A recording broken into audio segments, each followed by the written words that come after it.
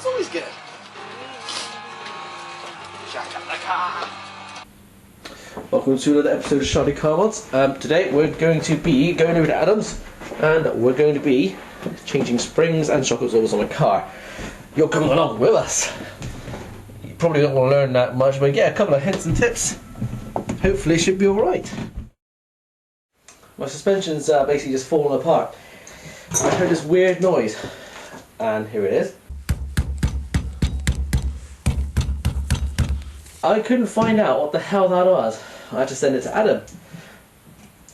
He couldn't think of anything. Obviously it was suspension related, but it wouldn't make a noise over normal bumps, like speed bumps. But every time it hit a very small hole, pothole or something, it would make a weird tinging noise. Like that. One thing Adam said, to just jack up the car, have a look what's underneath it. I was just tapping it lightly at first, I couldn't hear anything. Then I started hitting it a bit harder, and you hear a metal clinging noise. Put my finger underneath the cup, and what do you know? I can't seem to get this one out. Plant it there just for this film. There you go. Spring snapped. Way, great fun. These are all the tools you're going to need. No, I did have a deep 18 mil. Where's it go?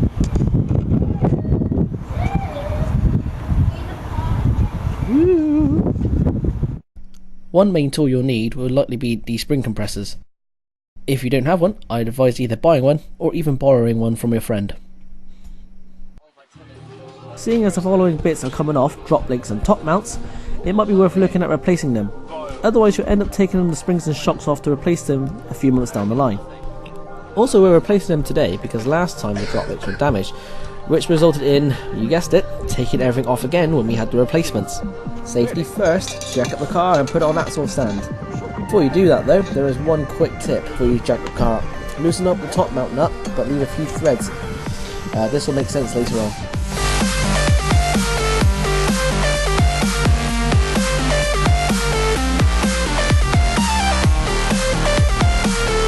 Take the relevant wheels off and soak all the nuts and bolts in maintenance spray. Give it 10 minutes or so to soak in. We'll just kick the stuff in it, do I? Or? Yeah, just make sure you get it on the discs. just through. Well, not these bits there. Yeah, anyway, there's got a bolt that's got on.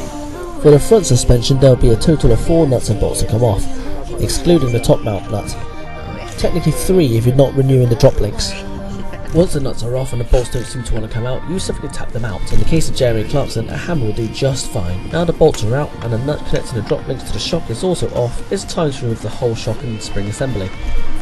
It's probably not going to come out easily, so in the wise words of a motor retail advert that's on a certain channel that uses someone's name beginning with D, if it's a bit stiff, give it a jiggle. It literally works. And it works. Yeah. Only one more thing stands in the way of the assembly coming out altogether. Remember the top mount nut? Oh yes, this was the reason to loosen it whilst the car was still grounded, and seeing as this is the only thing left holding it up, all it requires is either an awkward position where you hold the assembly up and one arm stretched over to get the nut out, or alternatively get a mate to hold the shock and spring and you'll do the top nut, or vice versa, whichever. Be careful when you're removing nut for a drop link if you're not renewing them, otherwise you'll be needing replacing them anyway. However, we are replacing them, so we took a different approach to get them off.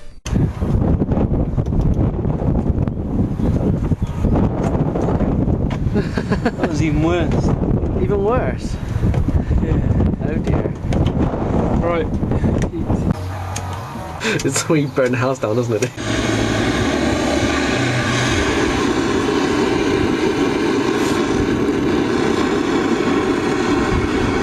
Our theory behind this method is that we burn the absolute shit out of the nylon in the nut to make it easier to remove.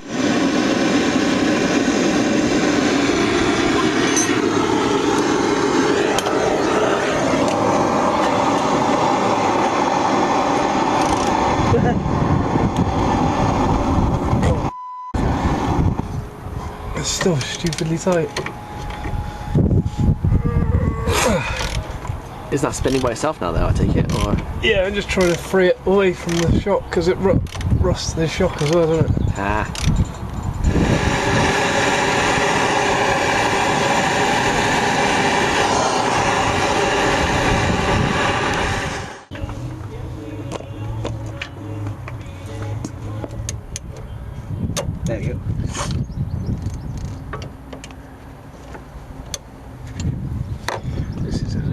please. Now the front's done, it's on to the easier part, the rear. For this specific car, the shock absorbers will literally be 2 bolts holding them in place. It is advisable to spray them with maintenance spray first and let that soak in. Right there in the face. Yeah.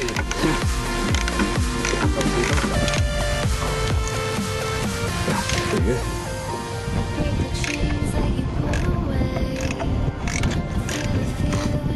Place a trolley jack underneath where the spring is situated before removing the shock to avoid the rear axle suddenly dropping.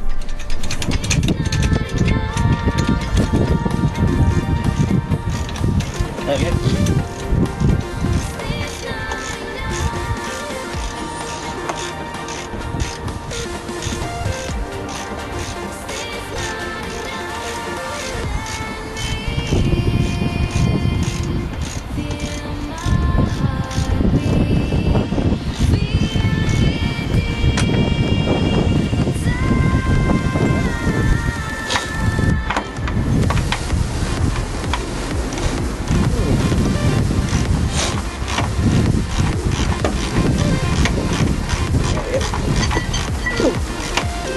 Here as well.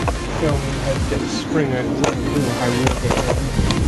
Yeah, it's actually quite simple, really, isn't it?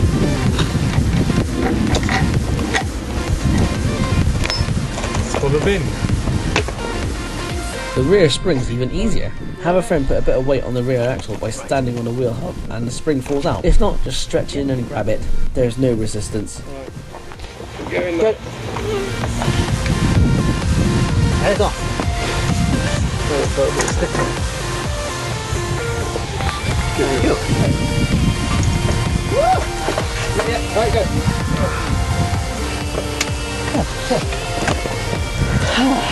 Right. Quite an easy one, that's it. Which one is it?